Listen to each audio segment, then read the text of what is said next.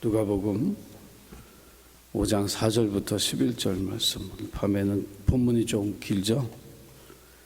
누가복음 5장 4절부터 11절 한 절씩 교독해서 이 말씀을 읽겠습니다.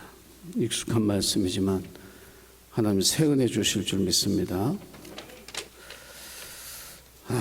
자, 5장 4절부터 11절. 제가 먼저 4절 말씀 읽겠습니다. 말씀을 마치시고 시몬에게 이르시되 깊은 데로 가서 그물을 내려 고기를 잡으라.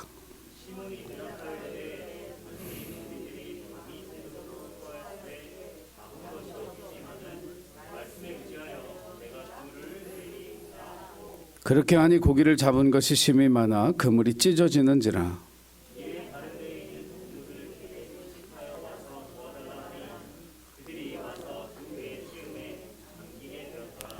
시몬 베드로가 이를 보고 예수의 무릎 아래 엎드려 이르되 주여 나를 떠나소서 나는 죄인으로소이다 하니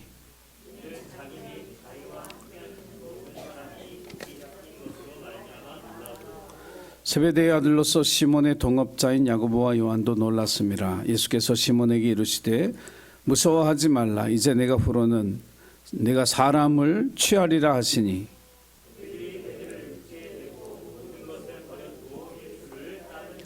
아멘. 깊은 곳에 감춰진 은혜. 꼭 은혜가 깊은 곳에 감춰져 있는 것은 아니지만 우리가 쉽게 구할 수 있는 은혜로 만족하는 신앙인이 돼서는 안 된다라는 뜻입니다. 은혜를 구하고 은혜를 찾는 그런 성도가 되어야 한다라고 하는 것이죠. 하나님은 날마다 이스라엘 백성들 광야에 살아가도록 만나를 주셨죠. 그들의 육체적인 삶을 위해 주신 양식이 만나이면서 동시에 만나는 영적인 양식입니다. 즉 그리스도인으로 살아가게 하기 위해서 주신 은혜, 이것이 영적 만나죠. 날마다 우리도 세상을 살아갑니다. 그렇다면 하나님께서 우리에게도 너희가 영적으로 세상 속에 살아가기를 내가 원하니 너희에게 영적으로 살아갈 수 있는 양식을 하나님께서 날마다 우리에게 허락해 주신 줄 믿습니다.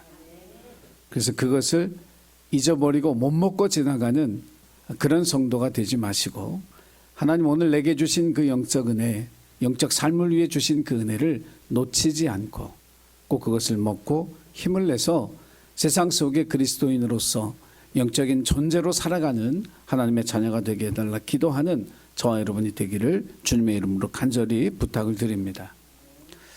사람들은 오늘 하암시 묵상을 통해서도 그런 말씀 드렸지만 우선순위라고 하는 걸 정하고 살아갑니다.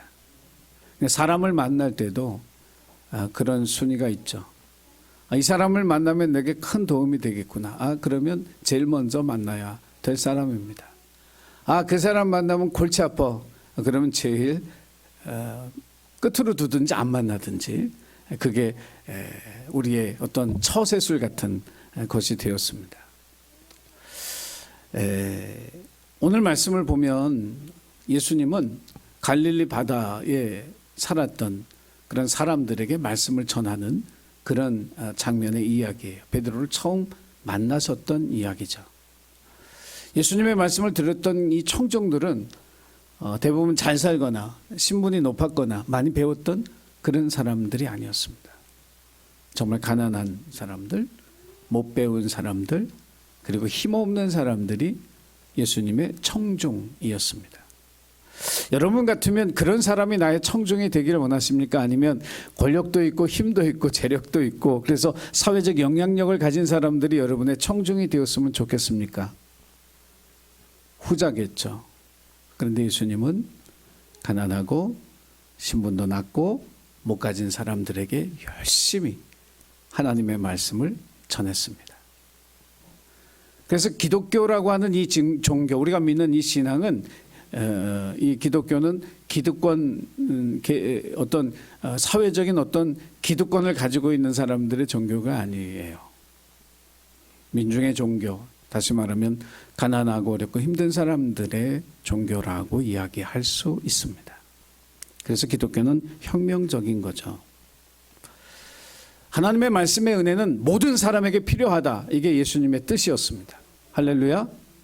하나님의 말씀의 은혜 없이 살아갈 수 있는 사람은 아무도 없다. 아무리 돈이 많아도 아무리 권력이 높아도 그에게도 하나님의 말씀의 은혜가 필요한 것처럼 가난하고 못난 사람들에게도 하나님의 말씀의 은혜가 필요하다. 그래서 그 사람들에게 열심히 뜨겁게 예수님은 말씀을 전했습니다. 여러분의 삶 속에서 하나님의 말씀의 은혜가 필요하다는 사실을 인정하시기를 주의 이름으로 간절히 부탁을 드립니다.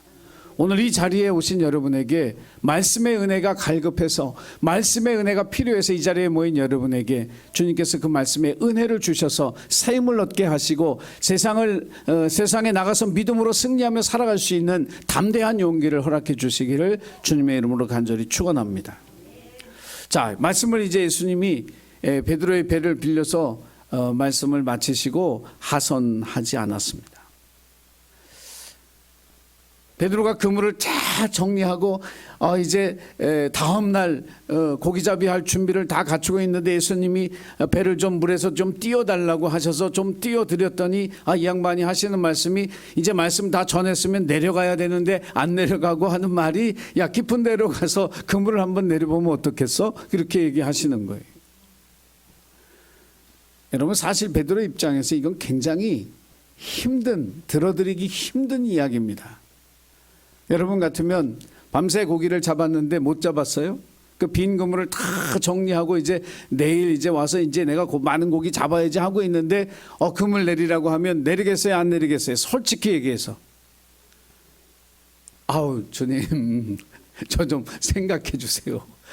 저 밤새도록 그물 내렸어요. 근데 한 마리도 못 잡아서 지금 아주 기운 빠져 죽겠는데 지금 깊은 데 가서 또 그물을 내리라고 하면 정말 그거 아니에요. 그런 말이 저절로 나오죠. 그런데 여러분 신앙생활은 어떻게 하라고요? 대답을 안 하시는 거죠 지금? 힘들게 하라고. 자 한번 하겠습니다. 자 신앙생활은 그 다음 얘기를 하니까 목소리가 다 기어 들어가. 아무리 밤이라도 자 한번 뜨겁게. 자 신앙생활은 힘들게 해야 된다. 아멘. 아멘 작어. 다시 한번. 자 신앙생활은 힘들게 해야 된다. 아멘. 아이고 참 힘들게 하라니까 싫죠. 그런데 오늘 우리가 하나님 사랑하는데 어떻게 하라 그랬어요? 마음을 다하고 목숨을 다하고 뜻을 다하고 힘을 다하여 사랑하라 그랬잖아요. 힘이 들어가야 돼요. 여러분 편하게 신앙생활 하면요 환난 앞에 그냥 여지없이 무너집니다. 시험 오면 그냥 바로 넘어갑니다. 하나님 떠나는 일 너무 쉽고요. 하나님 대신 이 대상 저 대상 이 세상 속에서 의지의 대상을 찾는 거 금방 합니다. 그런데요 신앙생활은 힘이 들어가야 돼요. 피곤을 이겨내야 될 줄 알아야 되고요. 실망한 마음을 이겨낼 줄 알아야 되고요. 하나님 앞에 정말 내 온 힘을 다 모아서 예배의 자리, 기도의 자리, 말씀의 자리, 봉사의 자리, 헌신의 자리에 나오는 그런 믿음의 결단이 있어야 할 줄로 믿습니다. 근데 베드로가 그물을 내려요. 얼마나 힘이 들었을까요? 그런데 그 그물이 그렇게 힘들게 내린 그 그물이 많은 물고기를 잡았죠. 물고기만 잡은 게 아니라 하나님이 예수님이 주시는 새로운 은혜가 그 깊은 곳에 감춰져 있던 그 은혜를 건져 올리는 그러한 계기가 된 거예요. 여러분 아무리 힘들어도 아무리 괴로워도 깊은 데로 가서 그물을 내리는 그러한 신앙의 삶을 살아가시기를 주의 이름으로 축원합니다.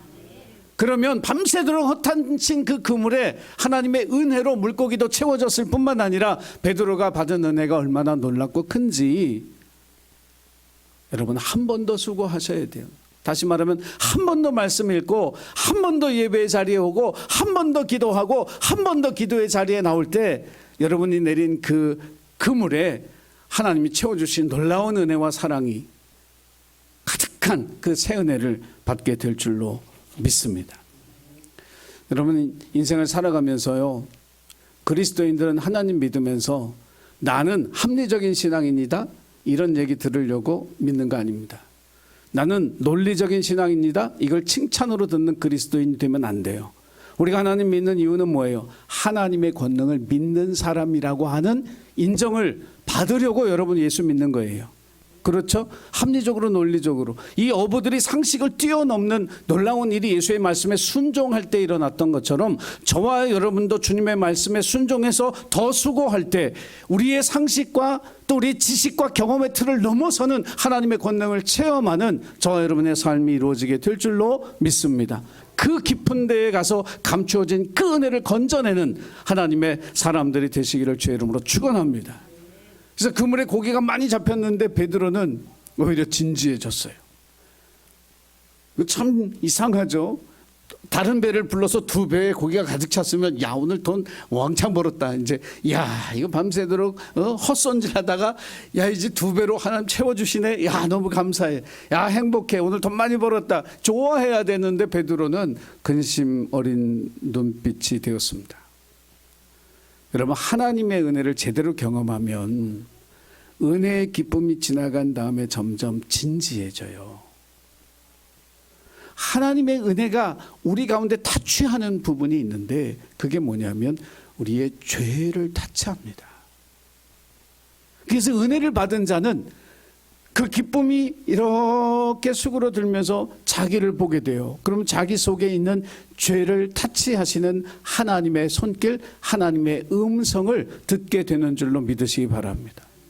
그래서 베드로가 무릎 꿇고 하는 얘기가 뭐냐면 주여 나는 죄인입니다. 나를 떠나소서. 이 고백이 엉뚱한 고백이 아니라 은혜를 정말 체험한 사람의 진지한 모습이에요. 여러분 말씀의 은혜를 받으면 그 말씀 때문에 찔림을 받고 자신을 돌아보게 될 줄로 믿으시기 바랍니다. 기도의 자리에서 은혜를 받으면 하나님의 음성을 듣고 자기 자신의 죄를 깨닫고 회개하며 통회하는 그런 마음이 일어나게 될 줄로 믿으시기 바랍니다. 고기 많이 잡은 게 은혜가 아니고 내 죄를 발견하고 내 죄를 깨닫게 되어진 것이 하나님이 깊은 곳에 감춰두신 은혜였음을 저와 여러분이 기억하고 세상 사람들은 죄를 감추려고 살지만 그리스도인들은 은혜 받고 죄를 회개하고 그리고 하나님 앞에 거듭난 존재가 되어 살아가기를 원하는 그 간절한 마음을 회복하는 것, 그 마음을 얻는 것, 이것이 우리에게 주신 하나님의 큰 은혜라고 하는 사실을 저와 여러분이 깨닫고 은혜 받고 돌이켜 회개하고 거듭나 거룩한 삶을 살아가는 하나님의 자녀가 되시기를 주의 이름으로 간절히 축원합니다. 감춰진 두 번째 은혜는 뭐냐면 죄를 깨닫게 하셨을 뿐만 아니라 베드로의 삶을 변화시켜 주신 거예요. 평생을 고기 잡고 살아가야 할 사람이에요. 자기의 기쁨과 만족을 구하면 그걸로 만족하는 그런 삶을 살아가야 할 이 사람이 사람을 낚는 어부로 부름을 받았습니다. 그럴 자격은 없습니다. 그럴 지식도 없습니다. 그럴 재력도 없습니다. 그런데 하나님께서 그에게 은혜를 부어주셔서 그를 불러주셔서 내가 너를 사람을 낚는 어부로 삼으리라. 그 부르심에 응답할 때 이제는 고기 잡는 사람, 고기 만지는 사람이 아니라 사람의 영혼을 살리는 사람, 하나님의 나라로 그 영혼을 초대하는 사람, 그 복음을 전하는 하나님의 동역자로 쓰임받게 되어졌다라고 하는 이 놀라운 사실을 오늘 본문 말씀은 우리에게 전해주고 있는 거예요. 여러분 인생을 살아가면서 저는요 예수 믿고 우리가 복 받기를 원합니다. 그러나 그 복을 받는 것보다 하나님이 나를 부르셔서 하나님 동역자 삼아주신 그 은혜가 나에게 가장 큰 은혜라고 하는 사실을 기억하고 살아가시기를 주의 이름으로 축복합니다. 오늘 베드로가 그물을 내리지 않았더라면 이 은혜는 없었을 거예요. 그런데 피곤하고 힘들어도 깊은 데 가서 그 그물을 내려서 예수 그리스도의 말씀에 순종했을 때에 자기의 죄를 깨닫고 회개하고 거룩한 하나님의 자녀로 거듭나게 되어지는 은혜를 입었을 뿐만 아니라 사람을 낚는 어부로 부름을 받아 주님의 동역자가 되어 살아가는 이 큰 은혜를 받았으니 이것이 감추어진 하나님의 은혜가 아니겠는가. 저와 여러분에게도 동일한 하나님의 은혜가 준비되어 있는 줄로 믿습니다. 그냥 얕은 곳에서 힘들다고 더 깊은 곳에 가지 아니하고 포기하는 그런 신앙인 되지 마시고 힘들고 피곤해도 더 깊은 곳에 가서 그물을 내리고 그 그물 속에 가득 담긴 하나님의 감춰진 은혜를 발견하고 기뻐하고 또 감사하고 하나님을 높이는 그런 저와 여러분이 되기를 주님의 이름으로 간절히 축원합니다. 기도하겠습니다. 사랑의 주님, 우리에게 말씀의 은혜를 날마다 부어 주옵소서. 말씀을 그저 듣는 은혜에서 멈추지 아니하게 하시고 더 깊은 은혜를 구하기 위해 더 깊은 곳으로 믿음으로 나아가는 우리 모두가 되게 하여 주옵소서. 그래서 우리의 죄를 씻으시고 우리를 동역자 삼아주신 그 하나님의 놀라운 은혜를 우리의 삶에 날마다 체험하며 살아가는 예수님께 모든 가족들이 되도록 축복하여 주옵소서. 감사드리며 예수님의 이름으로 기도하옵나이다. 아멘.